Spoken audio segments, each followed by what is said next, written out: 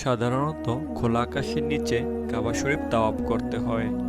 গরমে যখন চামড়া পুড়ে যাওয়ার জোগাড়, সে মুহূর্তেও তাওয়াফ করতে গেলে পায়ে কোনো কষ্ট অনুভূত হয় না, বরং পায়ের পাতা বেশ খানিকটা ঠান্ডা ঠান্ডা লাগে। মসজিদে নববীতেও অভিজ্ঞতা অভিন্ন, তবে খুব সহজে এই ব্যবস্থা হয়নি। এর পেছনে রয়েছে চমকপ্রদ এক ইতিহাস। আপনারা যে মুসলিমকে দেখতেছেন, তার আসল পরিচয় এবং তার সাথে ঘটে যাওয়া অলৌকিক ঘটনাগুলো জানলে আপনি আশ্চর্য হয়ে যাবেন। প্রিয় দর্শক, এই ব্যক্তি পেশাতে একজন ইঞ্জিনিয়ার ছিলেন, আর তিনি মুসলমানদের সবচেয়ে পবিত্র দুইটি মসজিদ, অর্থাৎ বর্তমান মসজিদে নববী এবং বর্তমান মসজিদুল হারাম তথা কাবা শরীফের ডিজাইন করেছিলেন। এখানে বলে রাখি, কাবার যে মূল ঘরটি অর্থাৎ খানায়ে কাবা, এটি এখনও তেমনই আছে যেমনটা হজরত ইব্রাহিম আলাইসাল্লাম নির্মাণ করেছিলেন। কিন্তু এর চারপাশে যে পরিকল্পিত চমৎকার ডিজাইন রয়েছে, পুরো কাবা তথা মসজিদুল হারামের ডিজাইন এবং পুরো মসজিদুল নববীর ডিজাইন কিন্তু এই ব্যক্তির হাত দিয়েই করেছিলেন। ওনার নাম হলো ডক্টর মোহাম্মদ কামাল ইসমাইল। আসুন আজকের ভিডিওতে আমরা জানব এই দুটি মসজিদ নির্মাণ করতে গিয়ে তিনি কি মোজেজা দেখিয়েছিলেন, যা জানার পরে প্রত্যেকটি মুসলমান আশ্চর্য হয়ে যায়। শুরুতেই বলে রাখি, ডক্টর মোহাম্মদ কামাল মিশরের বাসিন্দা ছিলেন এবং তিনি খবরের দুনিয়া থেকে দূরে থাকতে পছন্দ করতেন। এজন্য খুব কম মানুষই তার সম্পর্কে ধারণা রাখেন। কিন্তু ডক্টর মোহাম্মদ কামাল ইসমাইল মিশরের ইতিহাসের অত্যন্ত সম্মানীয় একজন ব্যক্তি। তার জন্ম হয়েছিল 1908 সালে এবং তিনি 2008 সালে মৃত্যুবরণ করেন। কামাল ইসমাইল পৃথিবীর শ্রেষ্ঠ আর্কিটেক্ট ইঞ্জিনিয়ারদের একজন ছিলেন। তিনি হারাম শরীফের ডিজাইন করার জন্য কন্ট্রাক্ট সাইন করেছিলেন।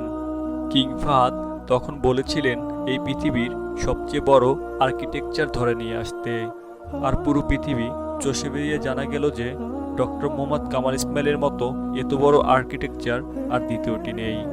কিন্তু আশ্চর্যজনক বিষয় হলো, কাবা শরীফের ডিজাইন এবং মসজিদুল নববীর ডিজাইনের জন্য ডক্টর মোহাম্মদ কামাল ইসমাইল কোনো পারিশ্রমিকই নিতে রাজি নন।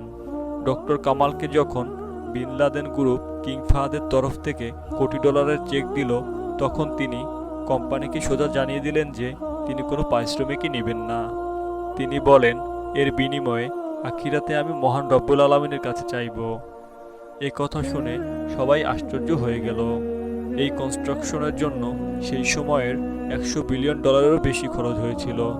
ডক্টর মোহাম্মদ কামাল ইসমাইল সেই সময় চাইলে প্রচুর পরিমাণ অর্থ উপার্জন করতে পারতেন, কিন্তু এই মহান মানুষের ঈমান দেখুন, এতগুলো টাকা তিনি ছেড়ে দিলেন এবং ন্যায্য পারিশ্রমিকটুকুও নিলেন না। তিনি 44 বছর বয়সে বিবাহ করেছিলেন, আর তার জীবনের সবচেয়ে বড় ট্র্যাজেডি হলো তার প্রিয়তমা স্ত্রী একমাত্র পুত্র সন্তান জন্ম দিতে গিয়ে ইন্তেকাল করেন। আর স্ত্রীর ইন্তেকালের পরে তিনি পরিপূর্ণভাবে পরকালমুখী হয়ে যান। তারপর তিনি মৃত্যুর আগ পর্যন্ত আল্লাহর ইবাদতে কাটিয়ে দিয়েছিলেন। তিনি 100 বছরের একটি দীর্ঘ জীবন পেয়েছিলেন এবং তিনি সেই জীবনে কাবা এবং মদিনা মনোয়ারার খিদমত করে গিয়েছিলেন। প্রিয় দর্শক, আপনারা জেনে আরও অবাক হবেন যে মসজিদুল হারামের নিচে বিছানো সাদা মার্বেল পাথরগুলোর একটি বিশেষ কাহিনী রয়েছে, যা শুনলে আপনার ঈমান তাজা হয়ে যাবে। এই যে পাথরগুলো হারাম শরীফে লাগানো রয়েছে, এগুলো অতি মূল্যবান পাথর, যার পুরোটাই পৃথিবীর একটা মাত্র দেশে পাওয়া যায়। এই দেশটির নাম হলো গ্রিস।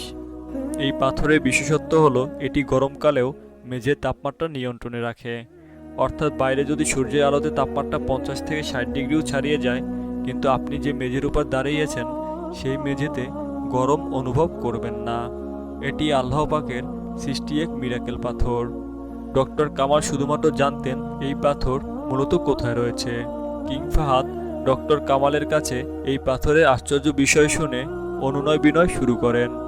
ডক্টর কামালের মনে হলো এই পাথরের সন্ধান তিনি 15 বছর আগে পেয়েছিলেন সেই সুদূর গ্রিসে। আজ পর্যন্ত সেই পাথর অন্য কোথাও আছে কিনা তা শুধুমাত্র আল্লাহ তাআলাই ভালো জানেন। এর কারণ হলো গ্রিসের একটিমাত্র পাহাড়ে এই বিশেষ ধরনের পাথর পাওয়া যায় এবং 15 বছর আগে তিনি এই পাহাড়ের অর্ধেকটা কিনে নিয়েছিলেন একটি বিশেষ কাজের জন্য।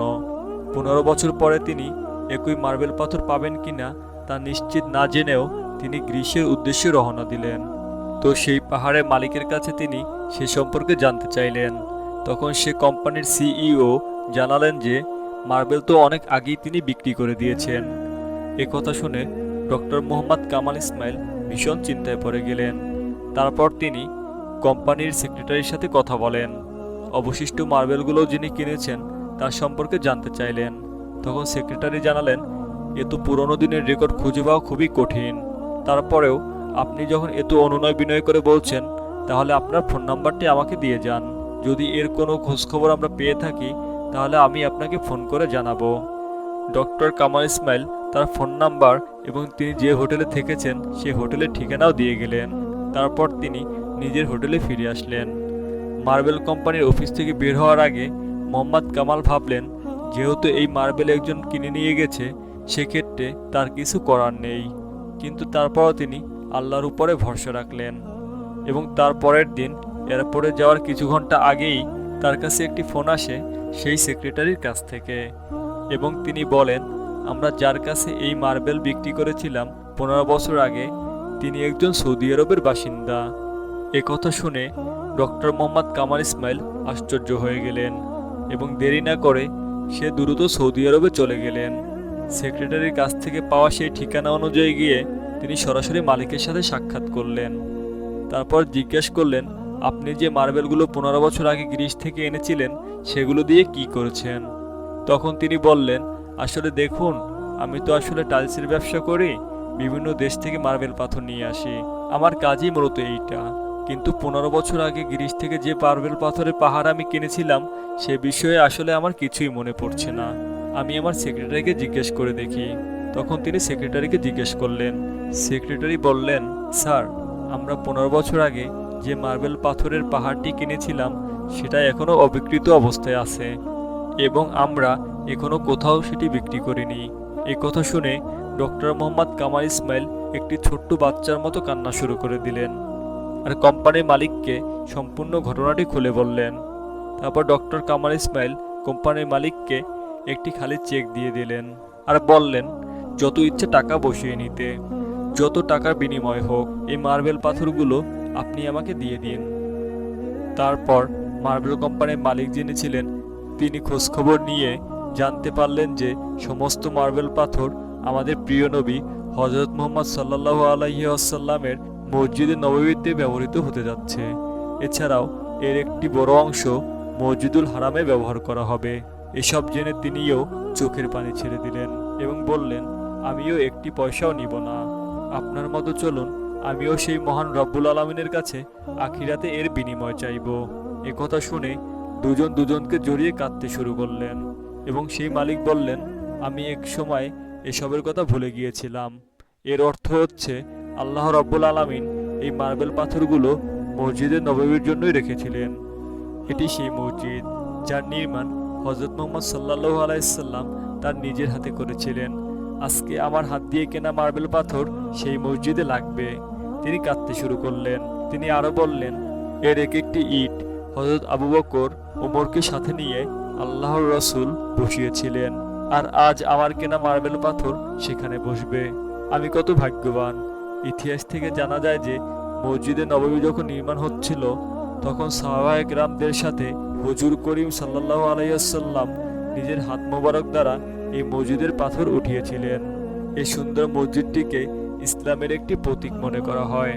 এই মসজিদের 3টি দরজা বানানো হয়েছিল আর দরজার দুই পাশের পাথর এবং দেয়ালগুলো কাঁচা ইট দ্বারা তৈরি করা হয়েছিল। খুঁটি প্রস্তুত করা হয়েছিল খেজুর গাছের কাণ্ড দ্বারা এবং ছাদ বানানো হয়েছিল খেজুর গাছের শাখা পোশাখা দ্বারা। এই মসজিদটি শুধুমাত্র নামাজ আদায়ের জন্য ছিল না, বরং ইসলামিক তালিমের জন্য একটি সমাবেশ স্থান ছিল। আর এর ইমাম ছিলেন হযরত মুহাম্মদ সাল্লাল্লাহু আলাইহি ওয়াসাল্লাম এবং তারপরে হযরত আবু বকর রাদিয়াল্লাহু, ওমর রাদিয়াল্লাহু এবং অসংখ্য সাহাবায়ে কেরামগণ। আর আজ দণ্ডায়মান মসজিদের সর্বশেষ নকশা তৈরি করে গিয়েছিলেন মিশরের ইঞ্জিনিয়ার ডক্টর মোহাম্মদ কামাল ইসমাইল। আল্লাহ তাকে জান্নাতুল ফেরদৌস নসিব করুন, আমিন।